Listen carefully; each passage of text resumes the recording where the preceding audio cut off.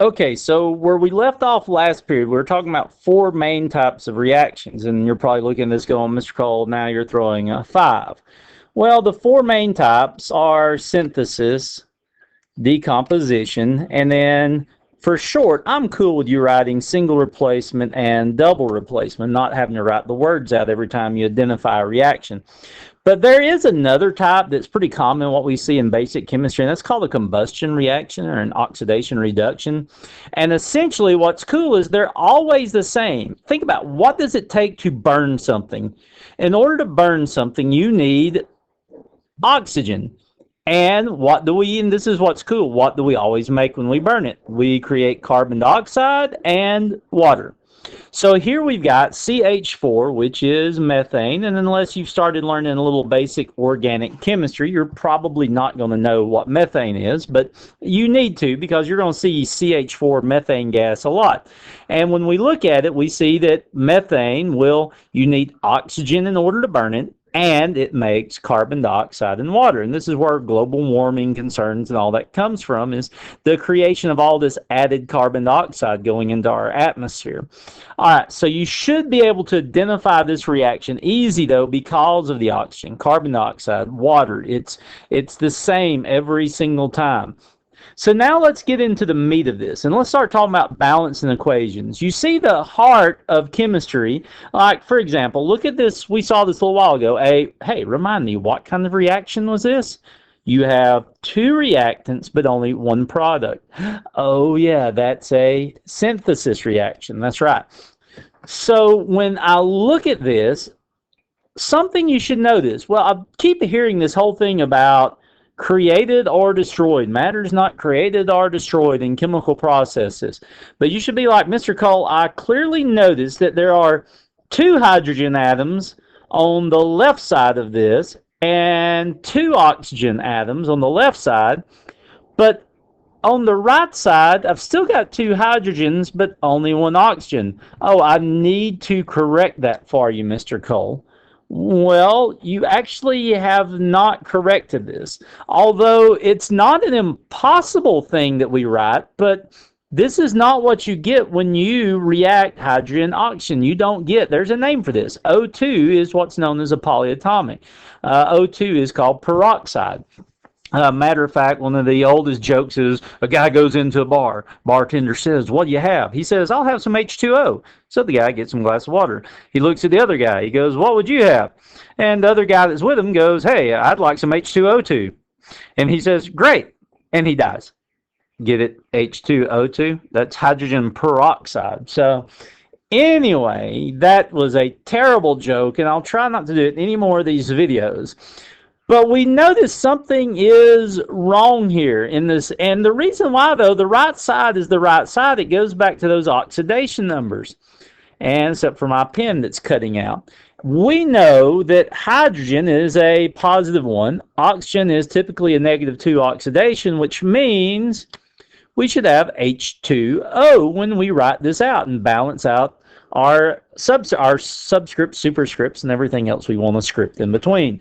So this is where balancing equations comes in. And a lot of times you'll have to work little weird models, and you'll have a teacher like have you draw out like H2, and so here's your hydrogen, and that reacts with oxygen.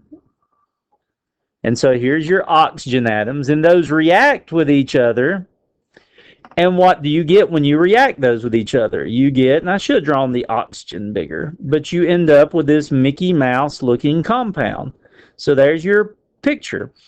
Well, this breaks the whole creating and destroying thing. Now, so what it actually takes, and we've got to have an easier way of doing this. But we've got to have this work out so that all the H's work out even and all the O's work out even. Now, I'm going to teach you some awesome tricks for doing this. It's just some of your teachers may not like my tricks, but hey, don't tell them. I'm just going to teach you the tricks. Ha ha ha. So anyway, let's slide back over here and look at this first example that we've got. Now, I'm going to show you something. I want you to start doing this. I'm going to call this RT. And every time we go to balance an equation, I want you to make a T. And so what I want you to do is go through and list your atoms. So we've got sodium, we've got hydrogen, and we've got oxygen. So sodium, hydrogen, oxygen. Sodium, hydrogen, oxygen. And a lot of people are too lazy to do this T the way I teach you. They want to write it just once. NaHO. I don't know. I like doing it this way because if you look on the right side, and sometimes like textbooks and other things will make goof ups, and even I will, and you'll see an element on the right side that isn't on the left. Well, that makes this a botched up problem at this point. So make sure and take note of that and try and fix it if you can. If not, say to your teacher, say, hey, this is a botched up problem. So anyway, here's what I want to do. I'm going to change my color. Yeah, black would be great. And now I'm going to count the atoms. So how many sodiums? All I want you to do is count here. How many sodium atoms are on the left side of this reaction? Well, it looks like there's 1. How many hydrogens are on the left side of the reaction? Well, it's easy. There's 2, Mr. Cole. How many oxygens? There's 1. Now go through and do the same thing on the right side. How many sodiums are on the right side of this formula? Well, there's 1 still on the other side. What else have we got? Now this is interesting.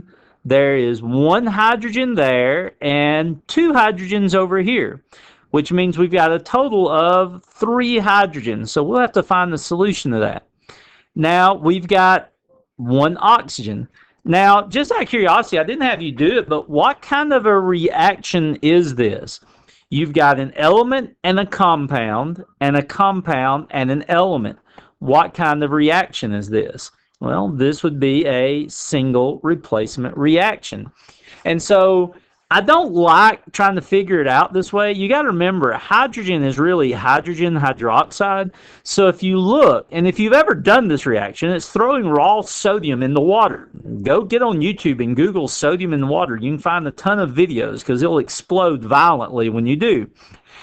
All that's happened is the sodium, +1, this water, +1, OH, -1, there was a single replacement. The sodium and the first hydrogen traded places. And so on the other side, that's how come we got this Na with the OH. Now hydrogen's all alone, but you can't have a monatomic gas. So the hydrogen pairs up and forms a diatomic molecule. It forms this H2 gas that we have. And by the way, this is actually not what explodes. What explodes is the hydrogen gas that's created from the sodium reaction. So you create heat and hydrogen, and that's where you get your explosion from. Now, here's the cool thing. There's 2 different ways we could work this out. Somebody would work this problem and say, okay, we need a common denominator. And here, we'll give it a shot doing it that way. So a common denominator of 2 and 3, you could say is 6. But believe it or not, that becomes very hard to do over here. Look at it this way. You know what would be great? I wish I could just erase that 2. Aha, I erased the 2, Mr. Cole. Now look, it's 1 and 1. That makes 2. There's just a problem. There's no such thing as just monatomic hydrogen floating around out there. It doesn't exist.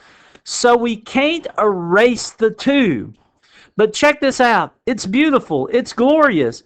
How can you effectively get rid of a 2 mathematically? And this is how we balance equations. You can multiply that 2 by half. What is 1/2 of 2? Well, that's 1, and 1 makes 2, and this equation is balanced. And now is when some legalist is going to do, because I've made a video on this before, and they left this comment, you can't have half an atom. I'm Mr. Cole, Turd Ferguson 67. Check out the channel. I can do whatever I want to do. Here's the thing. Where does this come into place in real chemistry? We use it for what's known as stoichiometry or stoichiometry. That's when we use these ratios, and it tells me this. For every 1 mole of sodium and 1 mole of water, I will make 1 mole of sodium hydroxide and half a mole of hydrogen gas. And the thing is, the guy who was probably getting on to me for doing this half probably did not even understand what stoichiometry is, nor spell it. Matter of fact, I don't know if I can spell it, but that's irrelevant at this conversation. Somebody might get on to you and say, you can't do this little trick with the halves. And you'll be like, but Mr. Cole said it works. And Mr. Cole says it's okay. But here you go. If they don't like this trick, all you got to do is this. Get rid of the half by multiplying everything in the equation by 2. So in other words, do this. 2Na plus 2H2O yields 2NaOH. And of course, by multiplying by 2, we got rid of our half. And now we just got H2.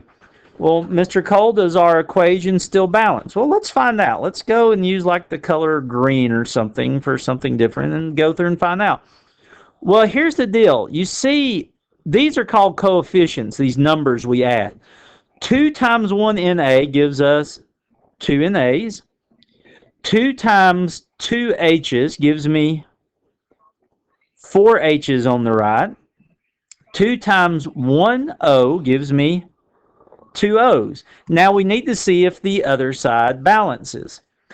2 times 1 Na is 2 Na. 2 times 1 O is 2. And 2 times 1 H is 2. But remember, now notice this. This 2 has nothing to do with the H2. This plus separates.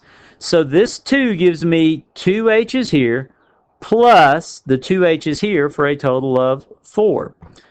So it balances, but it also balances the other way. It just depends on if your teacher will let you use fractions or not in your answers. And if they won't, you can still do it, and you know how to get rid of it. Just when you're done with the problem, if you took a half in order for you to work the problem, multiply the entire problem by 2. Let's say you worked a problem and it came out where it took a third to balance it. Just multiply everything else all the way across by 3, and that'll cancel your third out and make your teacher happy. All right, well, this is 12 minutes in, and there's one example, and let's do about 4 more examples, and I'll feel good. So make sure and click to like the part 2 of this video. So anyway, bye.